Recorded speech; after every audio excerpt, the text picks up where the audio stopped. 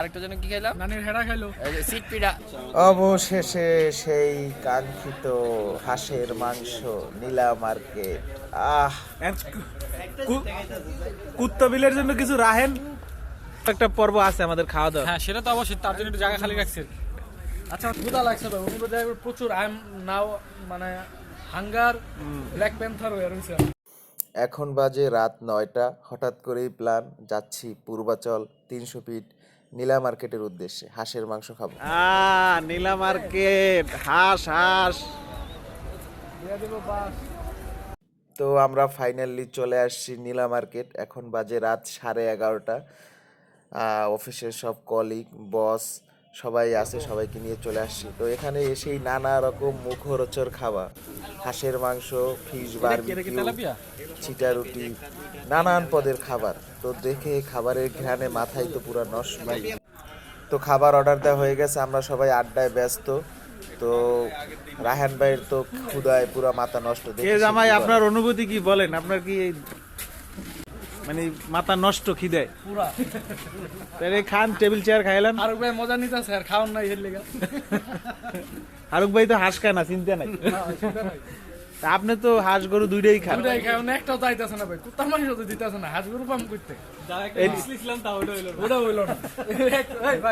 এই যথেষ্ট লোক সমাগমের কারণে আমাদের প্ল্যান ভেস্তে গেছে। অনেক সময় এটা করতে পারলাম না। জয় ভাই, এটা আপনি কি বলতে চান এই আমি বিষয়ে? বলতেছি যে আমরা দরতরটা মার পেরে গেছে না, ওই পর্বটা আমরা জানি না। লেগেছি চারজনে পরে বিল দেবো কি এটা কখন খেলে তো এটা দরকার ছিল, বুঝলেন না? হচ্ছে না। এখন তো খাইলাম, খাওয়ার পরে পরে ভাই কি এটা কখন হইলো? দরতরটা মার পেরে না, ওই চারজনে যে গোপন মিশনে গেছিলাম, লোক সংখ্যা বাড়ার কারণে সেই মিশনে আমরা ব্যর্থ। এই মিশনে পানি ঢেলে দিছে ফারুক ভাই, রোমেন।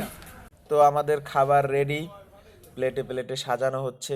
ফিশ বারবিকিউ, হাঁসের মাংস, চাপটি, চিতই পিঠা, বাহারি পদের খাবার।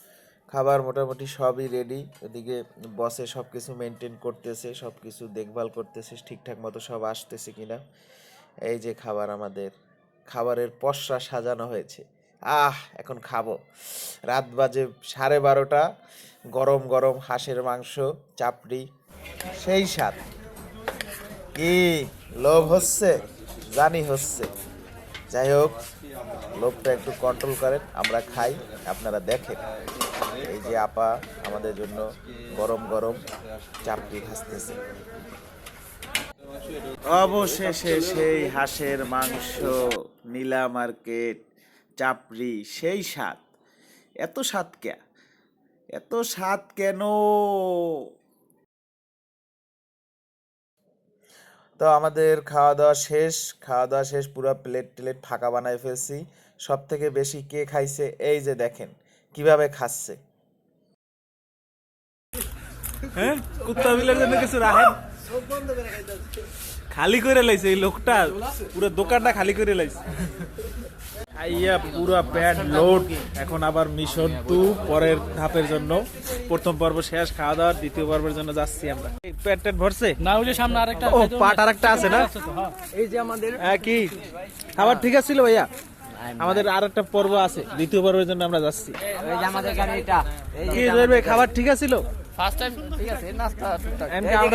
সেকেন্ড পার্টের জন্য যাচ্ছি। ঝালটা যে ভাই করা হাঁসের মাংস, তেল সুপসুপাই পরে, গরুর মাংস, আর কি কি খাইলেন? ভাই আপনি তো ভাই খাইছেন হাঁস, গরু, চাপ, গরুর মাংস, হাঁস, আবার গরু, রুমালি রুটি, রুমালি রুটি খাইলাম, চিতই পিঠা খাইলাম, চাপ। ভাই কাসার ভাই, কি খাবার নিয়ে কি কোনো কমপ্লেন আছে? 8.5 কি কি খাইলেন? আছে সেটা হচ্ছে আমাদের পানি দেওয়া আছে, জাস্ট খাইছি আর কি। আচ্ছা, আর এবার আমরা চলে আসলাম আমাদের খাবার দাবারের দ্বিতীয় পর্ব, দ্য পিৎজা স্টেশন পার্টি সেন্টারে। এখানে আমাদের খাবার দাবারের দ্বিতীয় পার্ট শুরু হবে। জায়গাটা এত সুন্দর, ভিতরে এত সুন্দর ব্যবস্থা আছে, দেখেই মন রিফ্রেশ হয়ে গেছে। ধন্যবাদ বসকে এত সুন্দর একটা জায়গায় নিয়ে আসার জন্য। ভিতরটা আপনাদের একটু দেখাই, কত লাইটিং, সুন্দর ছোট ছোট ঘর এবং ছবি তোলার জন্য অনেক সুন্দর সুন্দর প্লেস আছে। ধন্যবাদ জানাই বসকে এত সুন্দর একটা জায়গায় আমাদের এত রাতে ঘুরতে নিয়ে আসার জন্য। সবাই মিলে একে একে ছবি তুললাম, ফটো সেশন করলাম। এই ফাঁকে একটু ঘুরে ঘুরে দেখলাম পরিবেশটা অত্যন্ত সুন্দর। আর যেহেতু রাত্রিবেলা, এখন বাজে রাত প্রায় 1টা। এই সময় পরিবেশটা শান্ত নিরিবিলি, আরও বেশি ভালো লাগছে। তো বসেও একটু দুষ্টমি করতেছে আমাদের সাথে, ভিডিও করতেছে। খুনসুটিতে বেশ ভালো সময়ই কাটালাম। তা আমিও একটু পোস্ট নিলাম, ছবি তুললাম, একটু রিক্সায় উঠলাম, সবার সাথে আনন্দ মজা ভাগ করে নিলাম। তো অনেক মজা মাস্তি হয়েছে। এখন বাসায় যাওয়ার পালা। রাত প্রায় 1টা বাজে। তো দ্বিতীয় পর্বের খানাদানা শেষ, মজা মাস্তি শেষ, এখন বিদায়ের পালা। তো যাওয়ার আগে আবারও মেনি থ্যাঙ্কস বসকে, স্পেশালি কাজল ভাই এবং সাইফুল ভাইকে অনেক অনেক ধন্যবাদ এত সুন্দর একটা আয়োজন করার জন্য। তো আমরা সামনে এই ধরনের আয়োজন আরও বেশি বেশি চাই বসের কাছ থেকে। তো সবাইকে শুভরাত্রি, সবাই ভালো থাকেন, আল্লাহ হাফেজ।